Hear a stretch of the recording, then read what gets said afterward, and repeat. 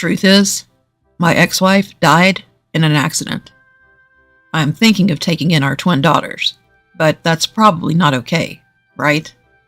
Sorry for such a talk. I blurted out. It's fine, Came the upbeat reply from my wife. I thought for a moment I'd misheard her. Wait, are you sure? We're talking about adding 2 kids to our family, It's okay. Bring them home. she said. I couldn't fathom why she agreed to this sudden proposal, and then she explained. My name is Hayden. I've been married to Lisa for 2 years now. I'm divorced, and this is my second marriage with Lisa. My ex-wife cheated on me, which led to our divorce.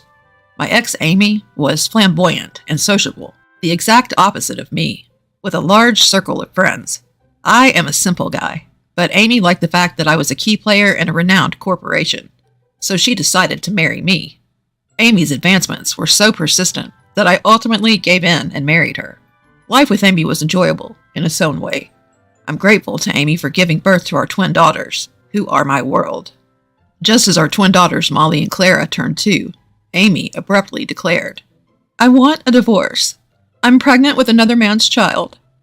At first, I couldn't comprehend what she was saying. My anger flared up, and I demanded to know who the man was. The father of Amy's child was a frivolous man, whom Amy met often. He was one among Amy's large circle of friends, and even attended our wedding. I couldn't believe that a man who attended our wedding would then go on to have an affair with my wife. I couldn't bear to breathe the same air as Amy anymore, so I took Molly and Clara and moved back with my parents. We filed for divorce, demanding compensation, but I couldn't win custody of my daughters. I'd heard it was difficult for fathers to win custody of young children, but it was hard for me to accept that even though the mother had cheated, I couldn't secure their custody. Regardless, I couldn't overturn it, and was granted visitation rights to see Molly and Clara by paying child support, looking forward to the days when I could see my girls. I had no choice but to continue living. I tried to create as many happy memories as possible whenever I saw Molly and Clara, to ensure their memories with their dad were joyous ones.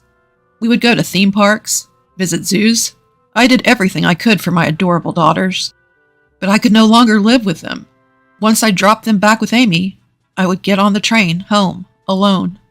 One such day, I suddenly realized I was crying. My wife had been stolen, my daughters taken away, and I felt empty. I was so emotionally drained that I didn't know what I was living for. A grown man crying on a train must have been an odd sight. As people distanced themselves from me, Lisa approached me. Are you okay?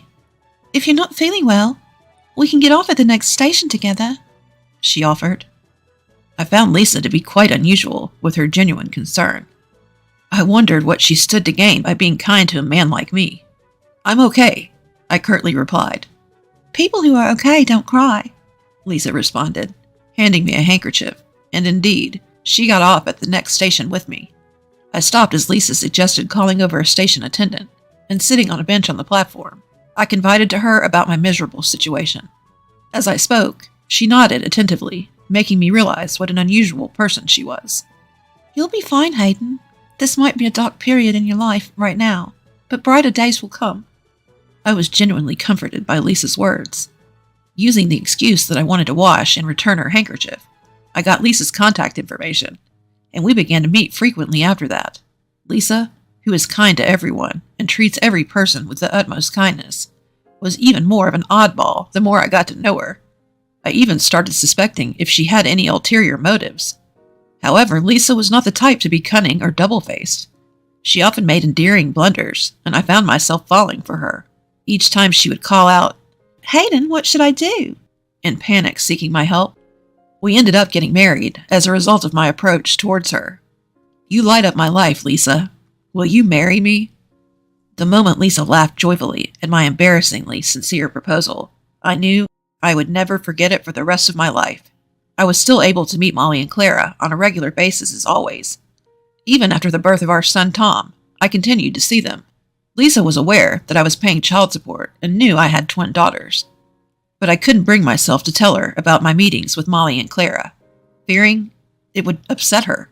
Feeling guilty, I lied to Lisa, saying I was going to hang out with friends whenever I went to see Molly and Clara. Lisa would see me off with a smile and say, "Be careful." One day, while thinking that I should eventually tell her that I was regularly meeting with Molly and Clara, I received a sudden, shocking message. "Amy died."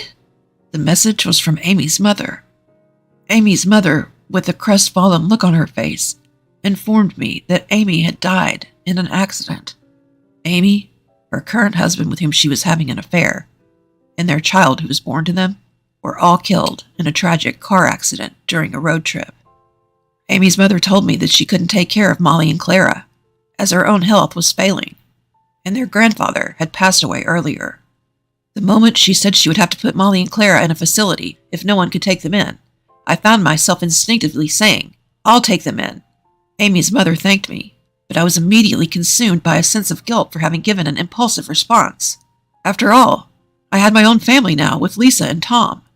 Feeling it was unforgivable, I decided to discuss this with Lisa. Actually, my ex-wife died in an accident. I want to take in the twins, but that's not okay, is it? I'm sorry for bringing up such a topic. "What? That's awful. No, it's fine." I was startled by Lisa's response. I was prepared for divorce, or at least a look of disgust. I thought I had heard wrong. You're okay with it? This means we'll have 2 more kids. "That's fine. Bring them home. They must be scared with their mother suddenly gone." With that, she urged me, who was still in a daze, to prepare to go out. Putting on my shoes in the foyer, I asked Lisa, "Why are you forgiving me?" She laughed at me with a slightly bewildered expression. "You silly. After all, you've always been loving towards the twins, Molly and Clara. I noticed. You've been visiting them regularly." "Why?" "Well, you always seem so cheerful when you return from these sneaky outings. I knew you wouldn't cheat on me. Pretty good detective, huh?" Lisa joked, and I immediately understood she was trying to cheer me up. At the same time, I came to realize how big-hearted Lisa was. "Thank you," I said, and then I headed to my in-laws' house by car to pick up Molly and Clara. At only 5 years old, Molly and Clara, suddenly left all alone, were asleep in their grandparents' house, huddled together for mutual support. Seeing the traces of tears on their cheeks truly pained me. I thanked my mother-in-law, woke up Molly and Clara, and tried to explain the situation as simply as possible so that even children could understand. They cried at the thought of never seeing Amy again, but they said they wanted to live with me. In the car, I talked to Molly and Clara about Lisa and our baby, telling them how kind and wonderful Lisa was, and that our baby was still very small and adorable. The girls looked anxious. When we got home, Lisa had prepared a feast. She had cooked dishes that she thought the children would like, and she introduced herself to Molly and Clara with a warm smile. "I'm Lisa. I'll be living with you 2 from now on, so let's get along. I know you must be very sad right now, but don't worry. You have your dad, and of course, I'll be here too." Lisa spoke to Molly and Clara in a gentle voice, and without seeming bothered by their lack of response, she encouraged them to eat their fill. The girls timidly started eating, but it must have been really good, because they soon started eating enthusiastically, which was a relief to me. After giving Molly and Clara a bath, I found that Lisa had already bought bedding for the kids. Since I had been using the car, Lisa had brought the bedding back on her own. "That was quite a task." Lisa chuckled, but all I felt was gratitude. Molly and Clara refused to sleep with Lisa, so I ended up sleeping between the 2 of them. When I apologized to Lisa for the girls' behavior, she comforted me, saying, "It's okay. It's too much to expect them to adjust so quickly. Right now, you're the only one who can support Molly and Clara emotionally, so don't worry about me, and just do your best." Lisa laid out a mattress in the living room and slept there. During the night, Molly and Clara cried in their sleep, and I spent a painful night. After that, life with Molly and Clara went smoother than I expected. Lisa didn't mind when Molly and Clara gave her skeptical looks. She would scold them like a real mother when they were mischievous, and she would comfort them gently when they were crying. One thing I noticed after living together was that Amy had not been very affectionate towards the girls. Molly and Clara tried to do everything on their own. They would open the refrigerator on their own when they were hungry, munch on cheese, and even lay out and put away their own bedding. At first, I thought they were very independent, but their behavior seemed odd. Lisa also consulted with me, and we concluded that Amy may not have taken care of Molly and Clara very much. The clothes that were sent as Molly and Clara's belongings were shockingly few. Whenever Lisa would prepare a meal, they would ask, "Will Lisa share the food with us too?" They seemed puzzled by the concept of bathing daily at first, and it appeared that until then, they had been bathing only once every 2 days. What's more, these 5-year-old kids were taking baths on their own. The story of Amy going on a trip with her husband, and the child born between them, only to encounter an accident seemed strange from the get-go. Why weren't Molly and Clara taken along on the trip? It was clear that the girls had been treated poorly, and I couldn't contain my anger. I can't forgive Amy and her husband. Once they had parental rights, they had a responsibility to make Molly and Clara happy. So why didn't they take care of them? I was trembling with rage, but both Amy and her husband were no longer alive to bear the brunt of it. With nowhere to direct my anger, I clenched my fists tightly, and Lisa spoke. "Hayden, I understand your anger. I'm angry at Amy and the others for not properly raising such adorable children like Molly and Clara. But being consumed with anger at people who are no longer in this world isn't going to do any good. The greatest revenge on Amy and the others is to ensure that Molly and Clara find happiness living with us, don't you think? So let's shower them, and of course our son Tom, with lots of love. Don't be consumed by anger and hatred for the deceased." Lisa's calm and gentle words made me break down in tears.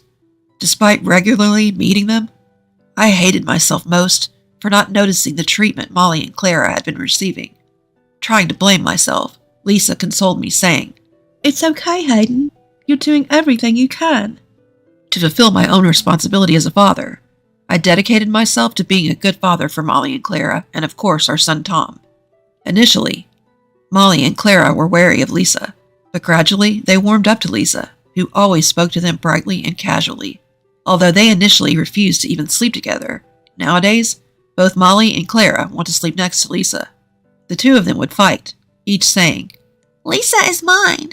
But Lisa would hug them both at the same time and say, "No need to fight, darlings. I love you both. It's okay." Lisa's words, "it's okay," were like magic. Always positive and bright, Lisa, who would reassure us with those words, was a blessing to me, Molly, and Clara. Time flew, and Molly and Clara became 5th graders. For Parents' Day, the theme was Halfway to Adulthood, which made Lisa and me nostalgic. We also had a halfway to adulthood ceremony when we turned 10, during our elementary school Parents' Day. I remember we made presentations about our feelings towards our parents and our treasures. At Molly and Clara's school, it seems that they are required to write an essay for their halfway to adulthood ceremony. The theme of the essay is family, and I was a little worried that Lisa might feel uncomfortable. If Molly and Clara focused on writing about Amy and her husband in their essay, it might hurt Lisa. I even shared my concerns with Lisa, but she just laughed it off, saying, "Even if the essay was entirely about Amy and her husband, I wouldn't mind at all. For Molly and Clara, their life with them was a part of their happiness, right? Isn't it a good thing after all?" With the twins, the trouble is deciding which parent will attend which day on Parent-Teacher Day. It's a sad story for me, but both Molly and Clara asked for Lisa to come. To make it fair, I had them decide who would get Lisa through rock, paper, scissors. Molly was the victor, and Clara was quite down about it, which made me rather sad. Is it so bad to have Dad come? Dad loves Clara very much. "It's not that. Clara loves Dad too, but I wanted Lisa to hear me out." I worried that Clara might already be in her rebellious phase, but I understood why Clara wanted Lisa to listen when I heard the content of the essay she read on Parent-Teacher Day. Clara had written about Lisa in her essay. Clara mentioned her life with Amy and her husband in her essay as well. It seems that their life together wasn't a particularly happy one. Yet Clara wrote that she felt helpless when her mother passed away. When I came to pick them up, Clara was happy to live with me, but she was scared of living with Lisa, a stranger at the time. But then, Clara started talking about what Lisa had done for her, the time they took a bath together and played in the bubble bath for the first time. When she cried late at night because she was lonely, Lisa stroked her head until she fell asleep. when Clara fought with Molly. Lisa reassured both of them, saying she loved them both, which made Clara very happy. In her essay, Lisa was nothing less than a mother. I want to call Lisa Mom, but I'm still too embarrassed, so I haven't been able to call her that. I plan to call Lisa Mom for the first time. I couldn't help but cry when Clara concluded her essay reading like this. Some of the parents around me also seemed to be tearing up, and even the teacher was wiping away tears. After Parent-Teacher Day, Lisa, who was with Molly, also had red eyes and a red nose. When I asked her what happened, Lisa said Molly had also read a similar essay. Molly and Clara must have planned it.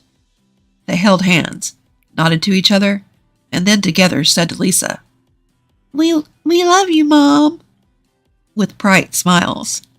Lisa hugged Molly and Clara, bursting into tears, and said with a trembling voice, "Mom loves Molly and Clara so much." Being a crybaby, I naturally bawled. Our family is living happily. At some point, the idea of getting revenge on Amy and her husband had disappeared. I just want to protect this lovely family of ours. All of this daily happiness is thanks to Lisa. When I told Lisa thank you, she smiled back and said, "No, thank you." I can't thank her enough.